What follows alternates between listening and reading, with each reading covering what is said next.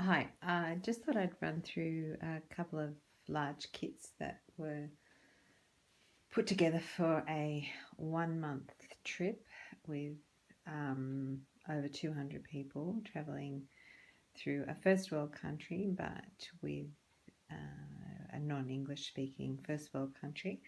And as the doctor on the trip, what I took with me, I've got two bags here.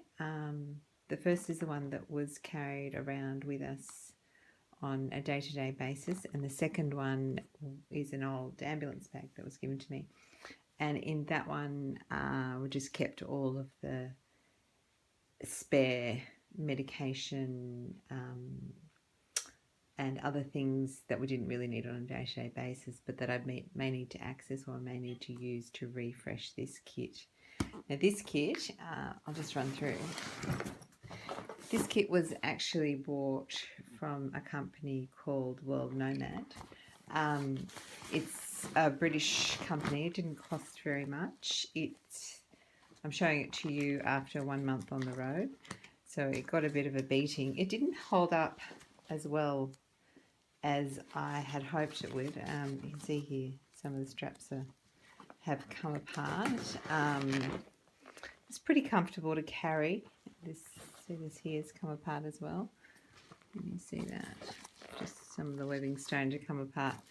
Having said that, there were no sort of catastrophic failures.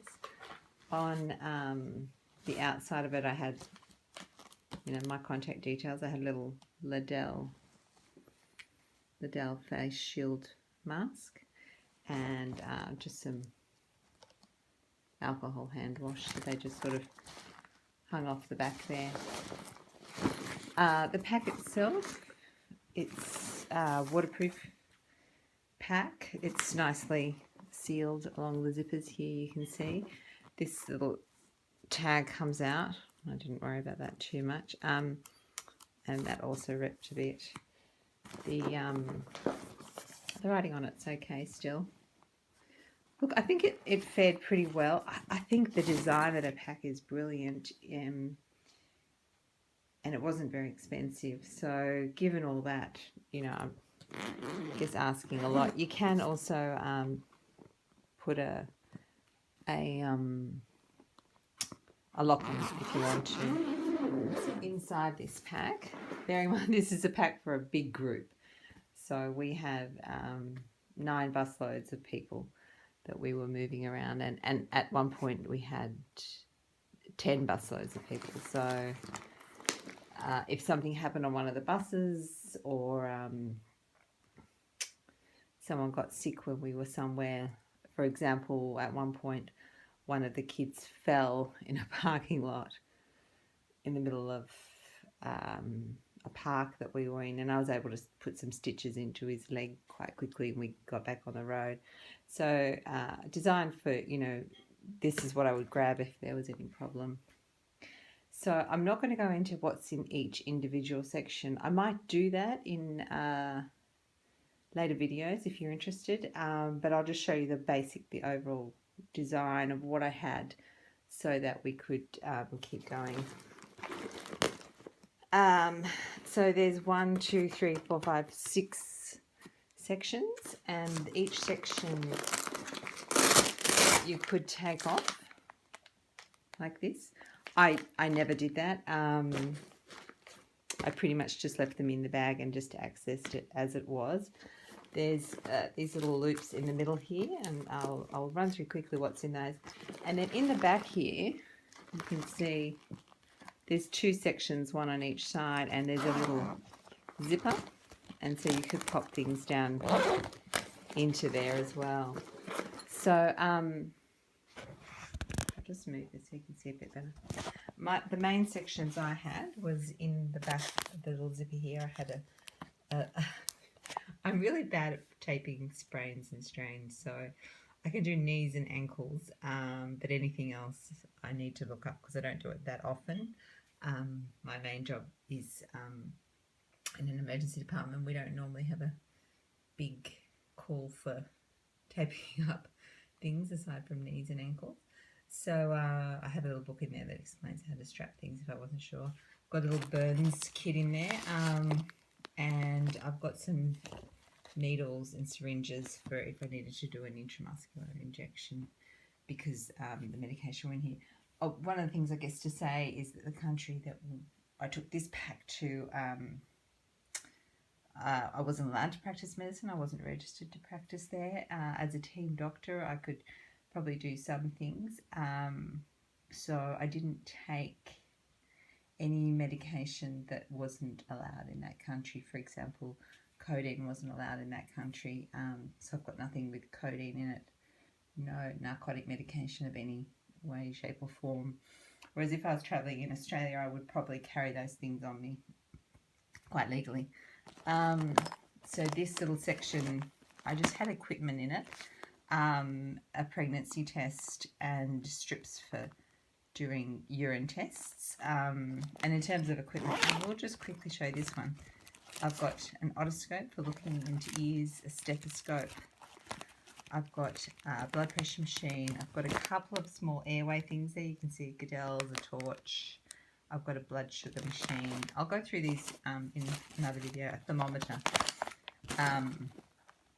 So that's just basically just some basic testing equipment in there. The next section I've got here is for sprains and cuts.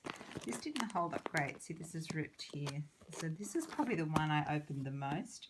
So if someone cut themselves or I needed to get strapping tape or a bandage or band-aids or some skin glue, wipe up a cut, this is the one I probably accessed the most. It's also right down at the bottom of the kit, so I wondered if it got caught a little bit into the zipper there. Over here, I've got pads, so sanitary equipment for girls. I've got some bags, just some plastic bags, which actually came quite handy. And I've got a trauma pack. So I just wanted a pack in there so that if we had someone with some sort of big injury, head gash or something like that, just had a single thing that I could just grab out and use. This next one I've labelled with red. So it's sort of got the more urgent stuff that I might need to grab if there's a problem, which is things for chest pain, for anaphylaxis and for low blood sugars. So that's all in there.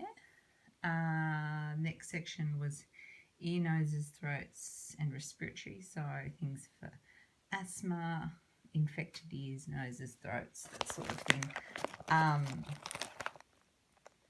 And also a rapid rhino in there for if we had a big nosebleed. GIT and eyes, so lots of ondansetron wafers. For this trip, I had a budget of $3,000 to supply equipment and things. I probably spent about $1,200 in buying equipment. Even just this little EpiPen here, because it wasn't for a specific person. In Australia, I had to pay full price for it, so these are over $100 each, and I took 3 of them with us.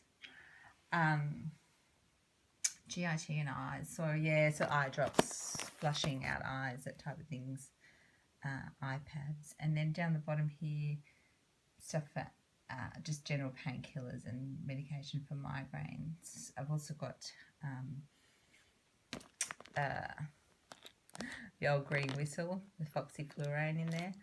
I couldn't find any restriction to taking that into the country that we went, so I figured that would be good if we had someone with a nasty fracture or something like that. And just in the middle here, we've got tissues, trauma scissors, just some wipes, sort of a cold pack that you squeeze and it becomes a cold pack, gloves, and some wipes. Those are antiseptic wipes just for wiping things down, and a big torch. So if I needed a whole load of light. So if you're interested, just post down in the comments and I'll go individually through what's in each of these sections. I'll just show you very briefly. This is the large pack that I took.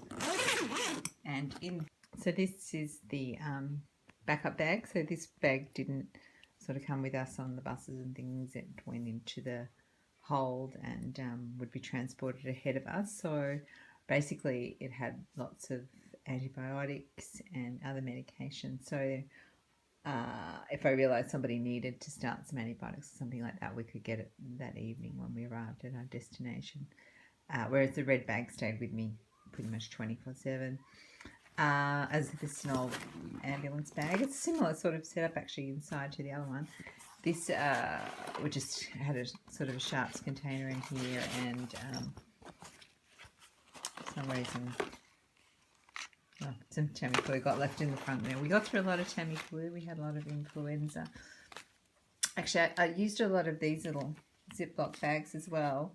And what I would do is I would stick a little white label on the front of them, because oftentimes you only needed to give someone a couple of Claritine tablets or a couple of days of some prednisone or whatever it was, and so I didn't want to give them a whole supply, so I'd decant them into a little thing like this with the name on them. Obviously not childproof, but none of the people with us were young children. They were all teenagers or adults.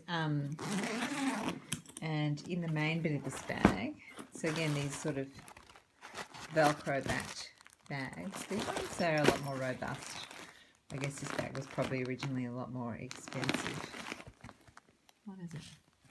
DHS Bankstown. It's from 1996 this was made, and it's really in very good shape. Yeah, so this was, I had a few things in here. So as you can see, it's velcroed onto the bottom like the other one did. And medication, spare tapes, bandages, that type of thing, and spare dressings, scissors, spare suture kit, actually 2 spare suture kits, glue, and then in this section we just had a sling. This was actually a little backup copy of everyone's medical information and contact details, so if I lost my main folder where I had everyone's medical information and allergies and things, I just had a spare copy in there, which obviously wasn't with us during the day. And then in here, just, yeah, spare tongue depressors, eye dye, looking for foreign bodies, spare asthma things. It's a whole lot of stuff. Again, I can go through exactly what I took in this kit, like the other one. If you're interested, just put it in the comments below. Thanks. Talk to you soon.